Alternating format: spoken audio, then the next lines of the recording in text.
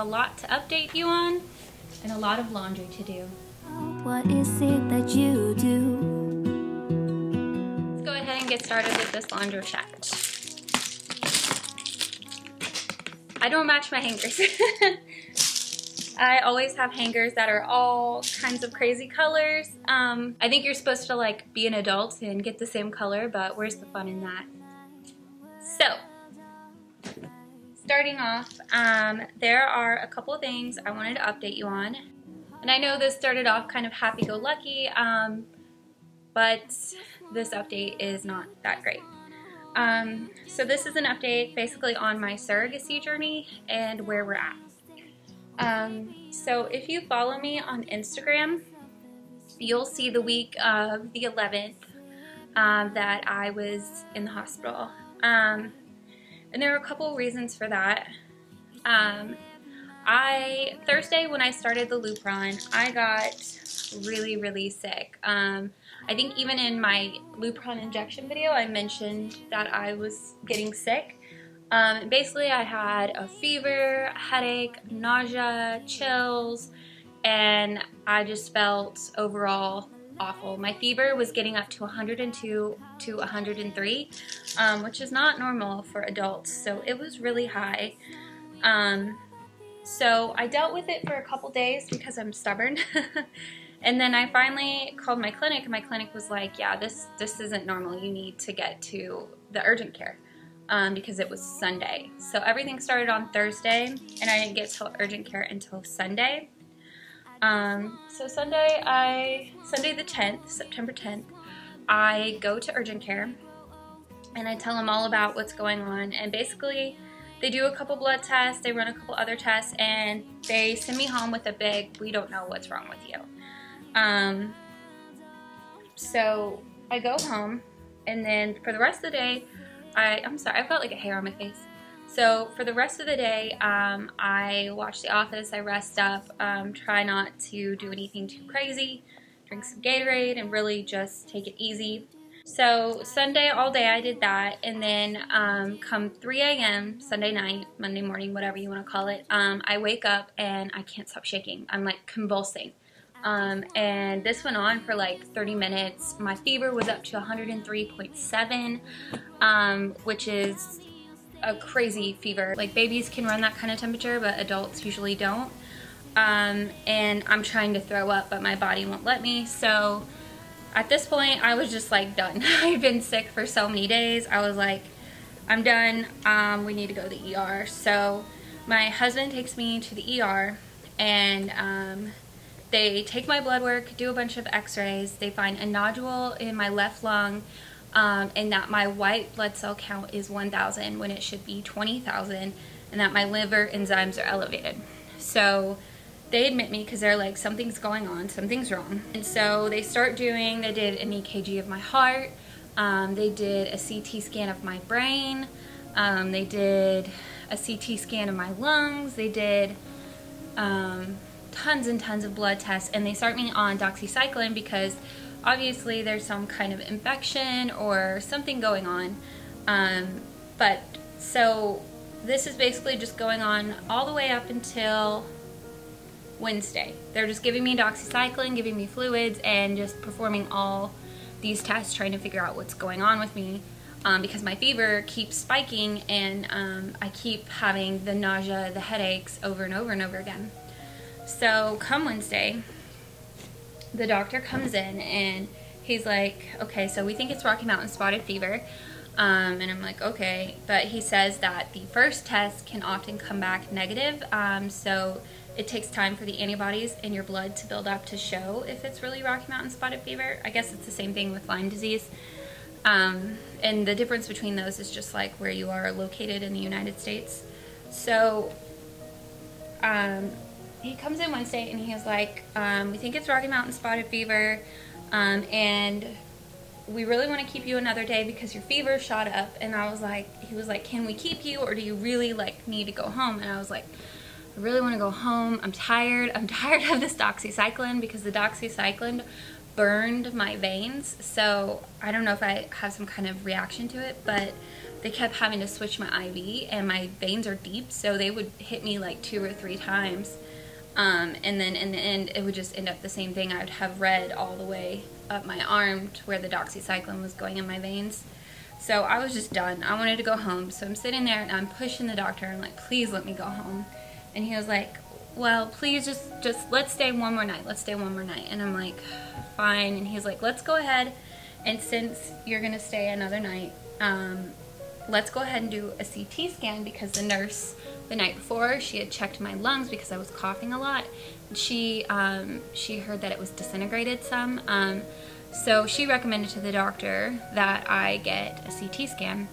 And the doctor was like, well, you've got that nodule on your lung, so we'll go ahead and do the CT scan. We'll check out the nodule and just make sure that you're not getting like pneumonia or something weird's going on. So I was like, okay, I guess, you know, you're the doctor. I'll stay. So I go down, I get the CT scan done, and they put iodine through my IV, and that just like lets them see everything better.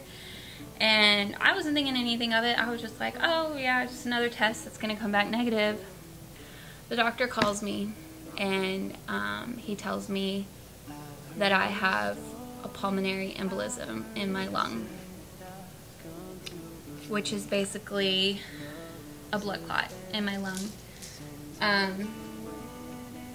I've been trying to like deal with this ever since then, because there's a lot that goes into it, like emotionally, just dealing like with something so serious. And I just keep thinking, if that nurse wouldn't have checked my lungs, if that doctor would have just let me go home, would I still be here? Because the pulmonary embolisms, the doctor I had my follow-up appointment, he told me that 50% of them result in spontaneous death. So you don't have any symptoms, you just die, which is really scary. I'm only 26 years old.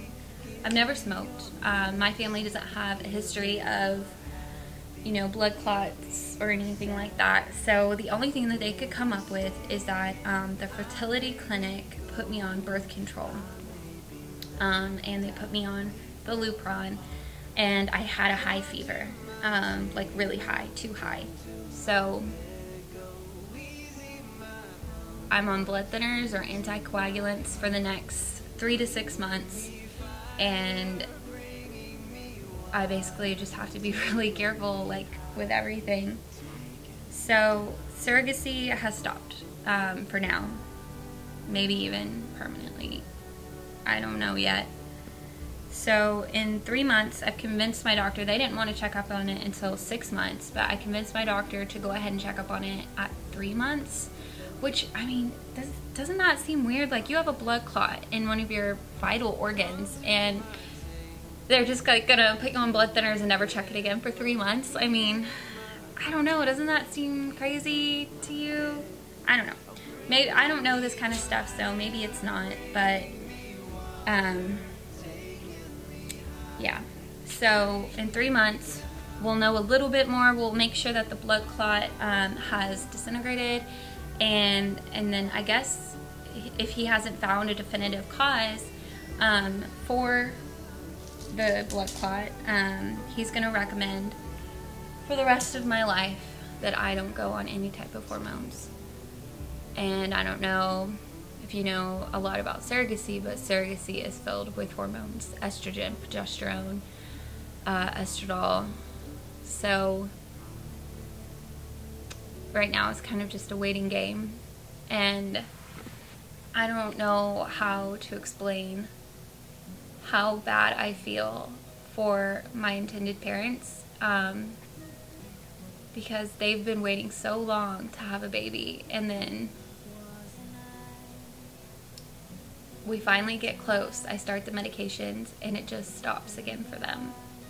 And for me, that's just, it's gut-wrenching. I feel so bad. I know it's not my fault. Like, I didn't do this on purpose. I didn't do anything that would have led to this, but it's just really hard when you have people who rely on you for their happiness. You know, I mean, I mean, I guess I shouldn't put it that way, for their family, and it just stops. And I love the intended parents I'm working with. They are so genuine, and we are genuinely friends. So I hurt for them like I would hurt for a close friend of mine.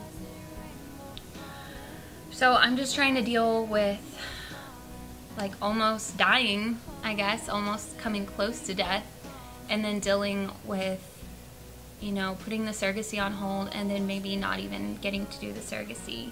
And if I don't get to do it, like, obviously my health comes first, and the health of a potential baby, and I wouldn't want to risk my health or, you know, a child's, but I'm gonna be devastated. Like, I felt like this was something God called me to do, and I know God has a higher plan, and if it doesn't work out, then that was God's plan. Like, it wasn't supposed to be that way. And maybe I had this pulmonary embolism for a while, and all of this was God's way of helping to find it. I don't know. There's no real way to know how long I've had that in my lungs. So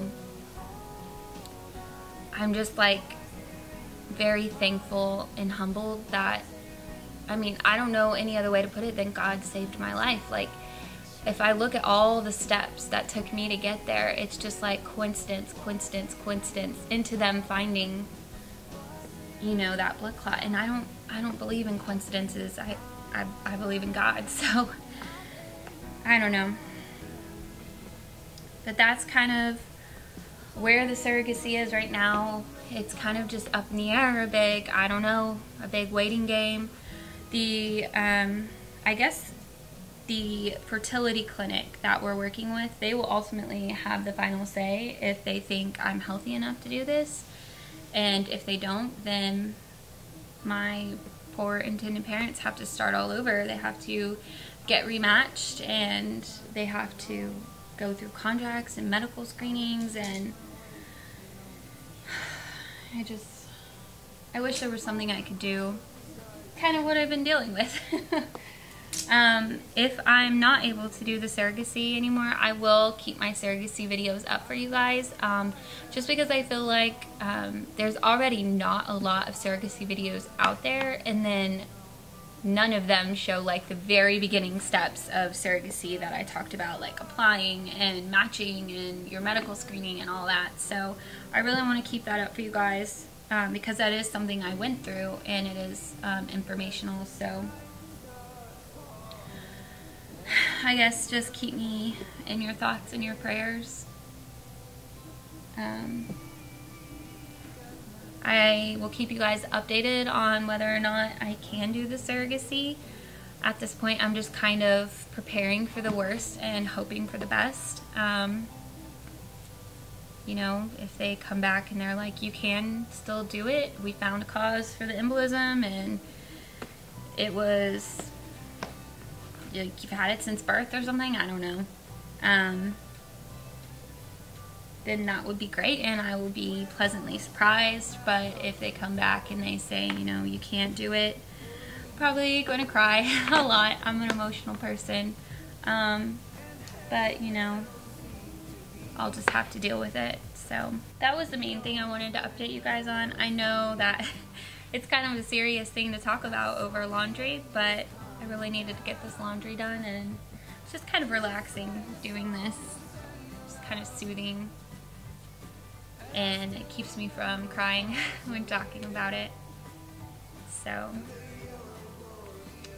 alright guys, all I have left now is the dreaded mismatched socks. So I'm gonna get all this put up into drawers and in closets, and I hope you guys liked this Laundro-CHAT video, and I hope you liked the update on my surrogacy. It's not a good update, it's not the update I wanted to give, but there it is. I definitely wanted to keep you guys in the know. So if you like this video, go ahead and give it a thumbs up, as well as subscribe if you're new. I would love to have you here, and I have a lot of really cool videos coming. Make sure and turn on that notification bell if you're new, so you don't miss any of my videos. I post 3 times a week at least, every single week. So you guys have a great day, and I'll see you later. Bye!